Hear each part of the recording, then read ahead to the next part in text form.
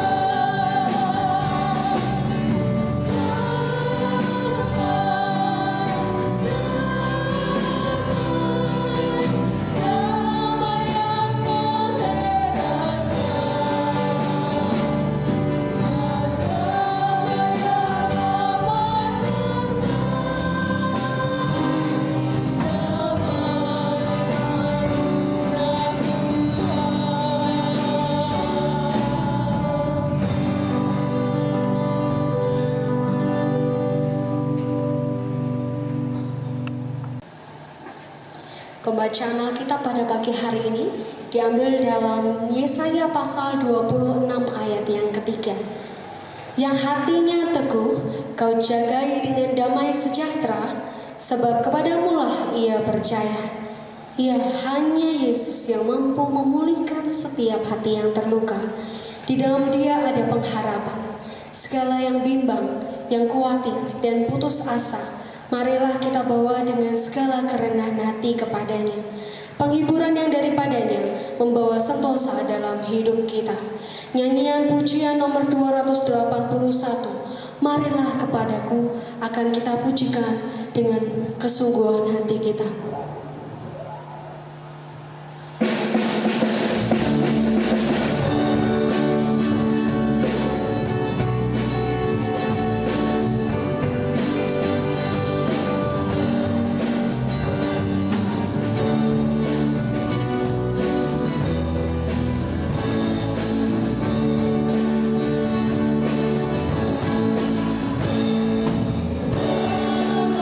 Dengan masa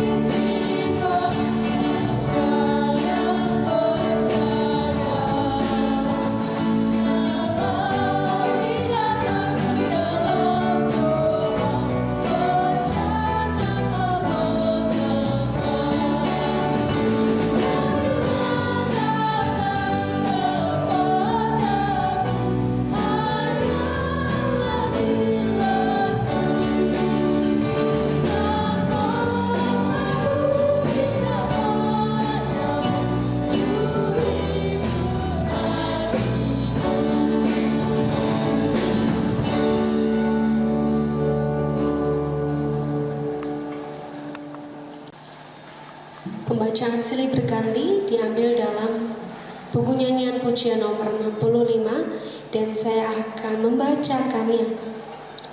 Dengarlah hai orang Israel, Tuhan itu Allah kita, Tuhan itu esa. Kasihilah Tuhan Allahmu dengan segenap hatimu dan dengan segenap jiwamu dan dengan segenap kekuatanmu. Apa yang kuperintahkan kepadamu pada hari ini haruslah engkau perhatikan. Haruslah engkau mengajarkannya berulang-ulang kepada anak-anakmu dan membicarakannya apabila engkau duduk di rumahmu. Hai anak-anak, taatilah orang tuamu di dalam Tuhan, karena haruslah demikian. Hormatilah ayahmu dan ibumu. Ini adalah suatu perintah yang penting, seperti yang nyata dari janji ini, supaya kamu berbahagia dan panjang umurmu di bumi. Dan kamu, bapak-bapak, janganlah bangkitkan amarah di dalam hati anak-anakmu, tetapi didiklah mereka di dalam ajaran dan nasihat Tuhan. Sebab orang-orang pilihan Allah, kenakanlah belas kasihan, kemurahan, kerendahan hati, kelemah lembutan dan kesabaran. Sabarlah kamu seorang terhadap yang lain, dan ampunilah seorang akan yang lain. Dan di atas semuanya itu, kenakanlah kasih sebagai pengikat yang mempersatukan dan menyempurnakan. Hendaklah damai sejahtera Kristus memerintah dalam hatimu, dan bersyukurlah. Dan segala sesuatu yang kamu lakukan dengan perkataan atau perbuatan, lakukanlah semuanya itu dalam nama Tuhan Yesus, sambil mengucap syukur oleh Dia kepada Allah Bapa kita. Mari saat ini kita menaikkan ucapan syukur kita. Kita memberikan apa yang menjadi milik Tuhan melalui persembahan dan perpuluhan.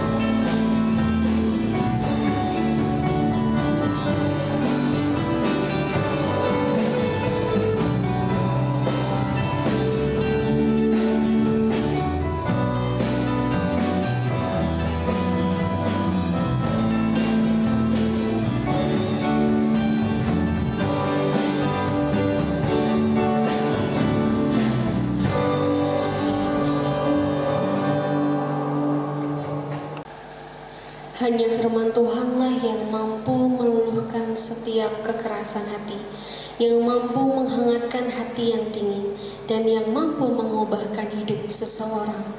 Mari saat ini kita datang dan bersujud, memohon pertolongan Allah untuk memampukan kita menerima setiap firman-Nya yang akan disampaikan oleh Pendeta Ayam Raharjo.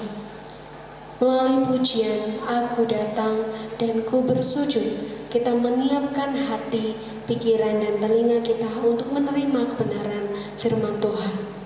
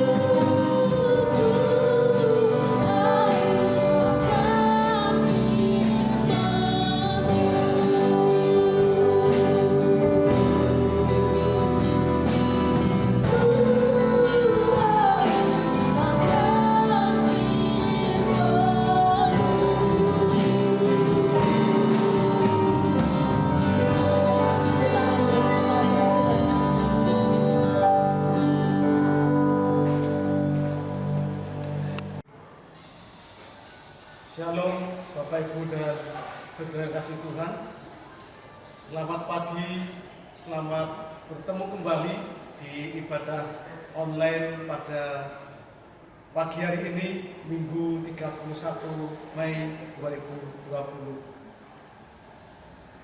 Saudara sekalian, 2 bulan COVID-19 melanda bangsa kita dan sudah membuat kelumpuhan-kelumpuhan di berbagai sektor, baik sektor pendidikan, sektor pariwisata, termasuk sektor ekonomi, dan bahkan juga sudah menyebabkan kesedihan, kesusahan, penderitaan yang begitu luar biasa bagi masyarakat bangsa kita.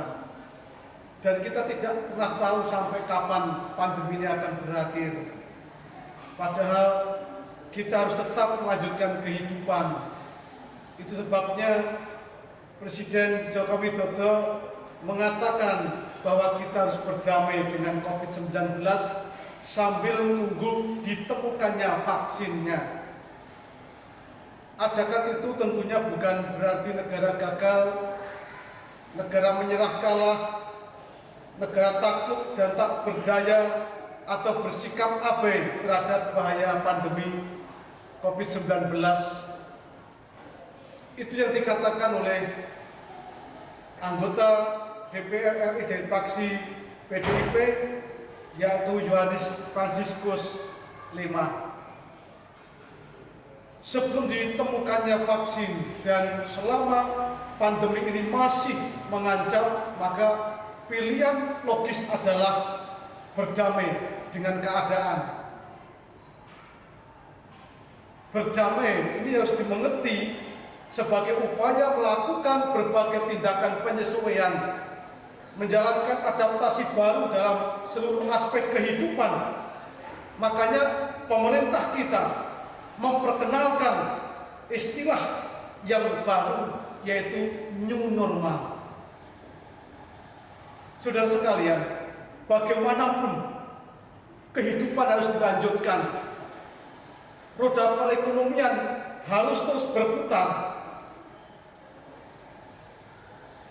Tetapi sampai saat ini kita belum tahu kapan vaksin itu dapat ditemukan dan dapat diberikan kepada manusia.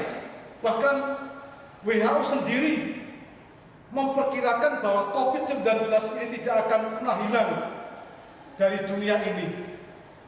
Makanya dibutuhkan penyesuaian baru. Lebih lanjut, anggota DPR RI itu mengatakan manusia harus bisa melakukan adaptasi secara cepat agar bisa menjaga diri dari ancaman COVID-19 sekaligus tetap bisa menjalankan aktivitas kehidupan. Jadi selama belum ditemukan vaksin, manusia harus mau tidak mau hidup berdampingan dengan COVID-19. Dan untuk bisa berdamai dengan COVID-19, kita harus menjalankan protokol kesehatan, penanganan, dan pencegahan COVID-19 secara ketat. Seperti physical distancing harus sungguh-sungguh diperhatikan. Memakai masker ketika keluar rumah, rajin cuci tangan, dan menerapkan pola hidup sehat. Jadi intinya, berdamai itu adalah menjalankan kehidupan dengan pola hidup yang baru agar kita semuanya terhindar dari COVID-19. Saudara, setiap orang membutuhkan kedamaian di dalam kehidupannya. Firman Tuhan di dalam Yesaya 26 ayat yang ketiga mengatakan, yang hatinya teguh kau jagai dengan damai sejahtera, sebab kepadamulah ia percaya. COVID-19 sudah membuat banyak orang khawatir, cemas, takut. Artinya bahwa kekhawatiran, kecemasan, ketakutan itu telah menjadikan seseorang tidak merasakan damai, tidak merasakan kedamaian di dalam hidupnya. Dan saat ini semakin banyak orang yang kehilangan damai sejahtera di dalam kehidupannya. Apalagi ketika mendengar bahwa COVID-19 ini tidak akan hilang. Tentu ini akan menjadi tekanan yang berat bagi banyak orang. Padahal tekanan yang berat di dalam kehidupan kita justru itu yang akan memicu terjadinya stres, depresi, dan berbagai kecemasan lainnya. Dan tentunya ini akan merampas damai sejahtera yang ada di dalam kehidupan umat manusia. Saudara sekalian, Tuhan tidak pernah menghendaki kita kehilangan damai sejahtera. Tuhan ingin agar hidup kita penuh dengan damai sejahtera dan sukacita. Untuk itulah Tuhan menyediakan damai sejahtera itu bagi semua orang yang percaya kepadanya. Dikatakan di dalam Yesaya tadi, yang hatinya teguh kau jagai dengan damai sejahtera. Artinya bahwa Tuhan akan selalu menjagai setiap orang yang teguh berpegang kepadanya dengan damai sejahtera. Di dalam Yesaya 32 ayat yang ke-17 dikatakan, di mana ada kebenaran, di situ akan tumbuh damai sejahtera. Dan akibat kebenaran adalah ketenangan dan ketentraman. Jelas dikatakan di dalam ayat ini bahwa ada hubungan antara kebenaran firman Tuhan dengan damai sejahtera, dengan ketenangan dan ketentraman. Jadi setiap orang yang hidupnya percaya penuh, berpegang teguh kepada Tuhan, akan mengalami damai sejahtera, ketenangan dan ketentraman meskipun menghadapi keadaan yang sulit. Damai sejahtera, ketenangan dan ketentraman yang sesungguhnya ini tidak disebabkan oleh karena kondisi, melainkan dari Tuhan sendiri. Karena Tuhan sanggup mengaruniakan damai sejahtera dan ketenangan serta ketentraman kepada siapapun yang hatinya percaya dan bergantung kepadanya. Inilah dasar untuk menerima damai sejahtera, bukan bergantung keadaan yang dialami saat ini. Makanya orang-orang percaya akan tetap merasakan damai sejahtera, ketenangan dan ketentraman di dalam kehidupannya meskipun di tengah-tengah pandemi. Kembali kepada Yesaya 26 ayat yang keempat dikatakan, percayalah kepada Tuhan untuk selama-lamanya, sebab Tuhan adalah gunung batu yang kekal. Kemudian Yesus sendiri juga berkata, damai sejahtera ku tinggalkan bagimu, damai sejahtera ku berikan kepadamu. Dan apa yang kuberikan tidak seperti yang diberikan oleh dunia kepadamu. Janganlah gelisah dan gentar hatimu. Yohanes 14 ayat yang ke-27. Saudara, tetapi mengapa masih ada orang-orang Kristen yang hidupnya selalu cemas dan khawatir? Firman Tuhan mengingatkan kepada kita supaya kita jangan lengah. Karena iblis berjalan keliling sama seperti singa yang mengaum-ngaum mencari orang yang dapat ditelannya. Iblis akan mencari orang-orang yang dapat dimangsanya.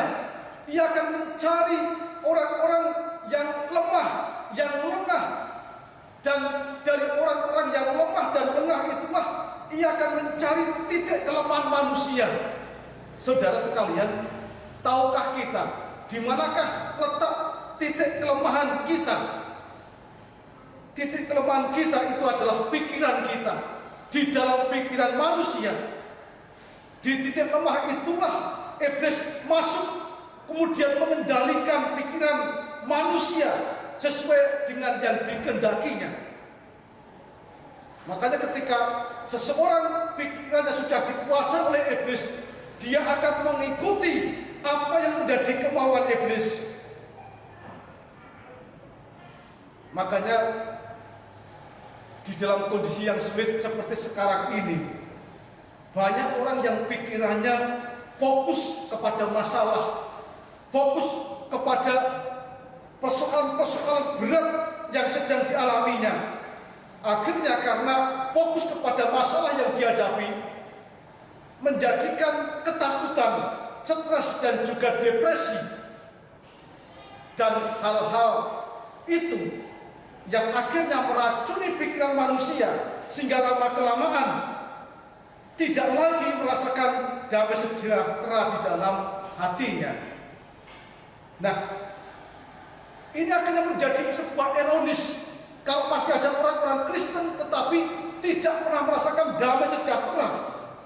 Saudara sekalian, kita orang percaya, namun kita masih dihantui oleh masalah pikiran dan perasaan yang seperti itu.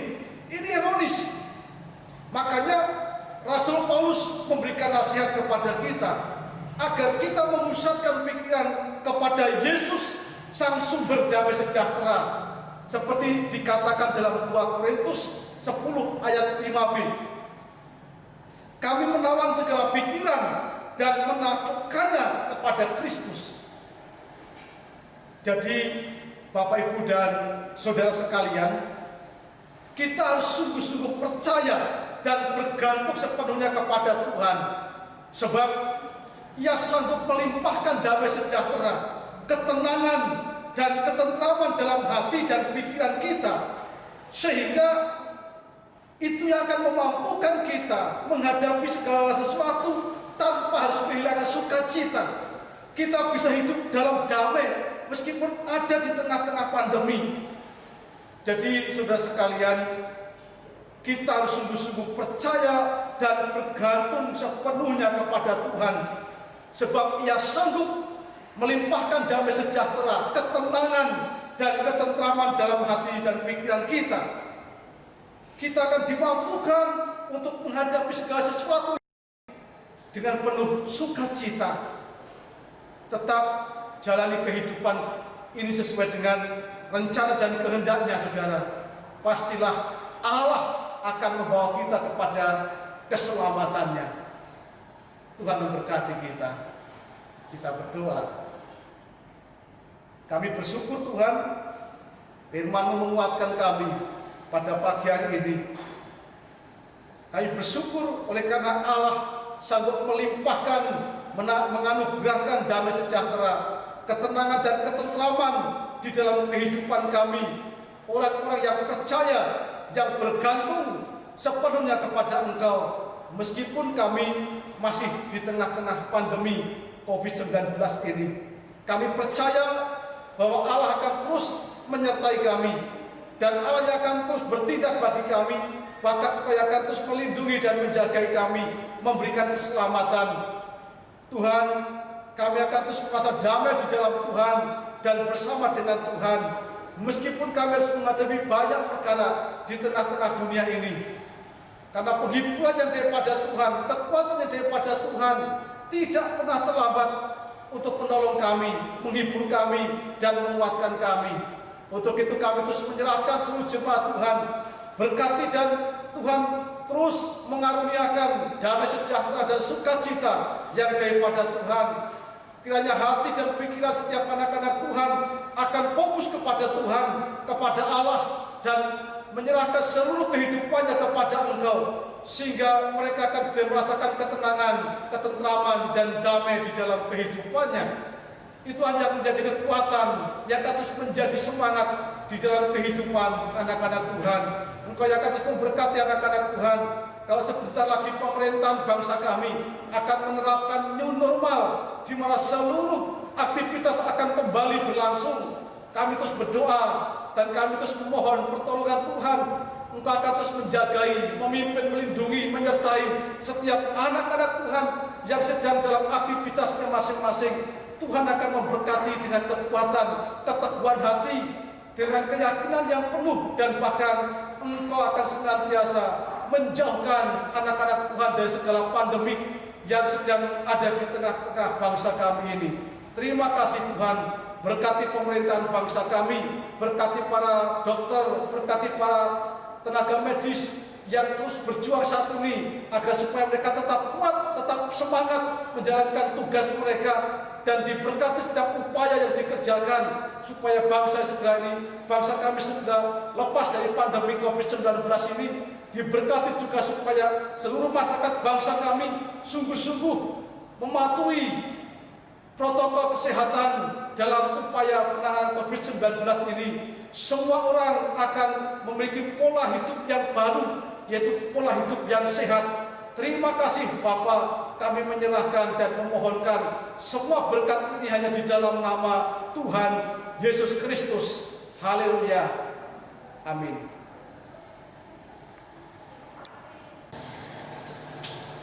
Bersyukur untuk firman Tuhan yang boleh kita dengar, dan mari saat ini kita responi firman Tuhan dengan meyakini bahwa Allah Bapa sumber kurnia yang akan terus memelihara kehidupan kita. Di dalam nyanyian pujian nomor 13, Allah Bapa sumber kurnia, kita meresponi firman Tuhan.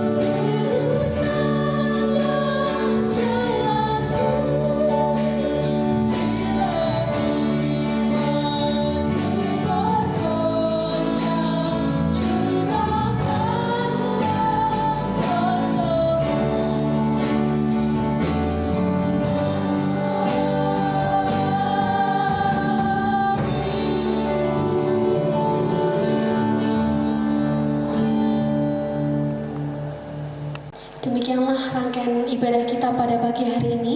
Terima kasih atas kesetiaan Bapak, Ibu, dan Saudara sekalian.